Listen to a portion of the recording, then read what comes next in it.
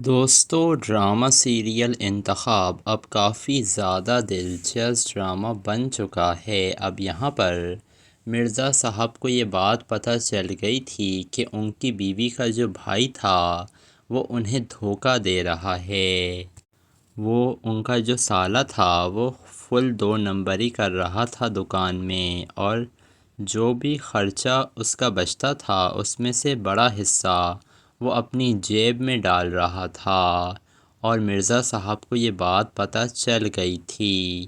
جس کے بعد مرزا اپنی بیوی نیلم کے پاس جاتا ہے اور کہتا ہے کہ تم تو کہتی تھی کہ تمہارا بھائی بہت نیک ہے، ایماندار ہے، میں اپنی ساری دکان اس کے آسرے پر چھوڑ کر چلا گیا اور وہی میری دکان پر نقب لگاتا رہا، ٹھیک ٹھاک نقصان پہنچایا ہے تمہارے بھائی نے دونوں ہاتھوں سے مجھے لوٹا ہے۔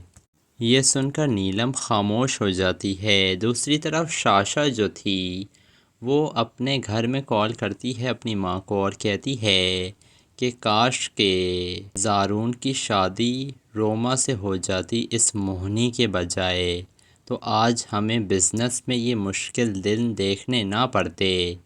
دوسری طرف روما اور زارون جو تھے وہ ریسٹورانٹ میں بیٹھے ہوئے تھے، وہ بزنس کے بارے میں بات کر رہے تھے، لیکن اتنے میں وہاں پر موہنی ان لوگوں کو دیکھ لیتی ہے۔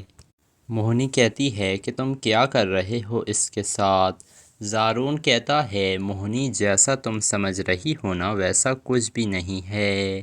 تو کہتی ہے موہنی کہ بکواس بند کرو تم اپنی، مجھے سب سمجھ آ رہا ہے کہ تم اس پلاسٹک کے ساتھ ڈیٹ پر آئے ہوئے ہو، اور ان مس پلاسٹک کو میرے شوہر کے علاوہ کوئی نظر ہی نہیں آتا ہے۔ جس کے بعد روما کا دل ٹوٹ جاتا ہے، کیونکہ موہنی اسے بار بار مس پلاسٹک کے نام سے پکارتی ہے۔